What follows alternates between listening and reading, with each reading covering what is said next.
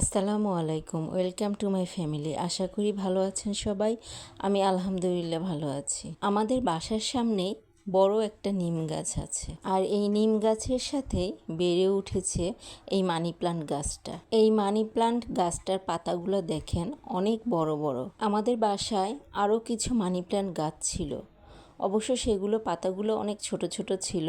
আপনারা কেউ money plant গাছের এত বড় পাতা দেখেছেন কি না তা অবশ্যই কমেন্টে জানাবেন। আমার কাছে এই মানি প্লান্ট গাছটা দেখতে অনেক ভালো লাগে।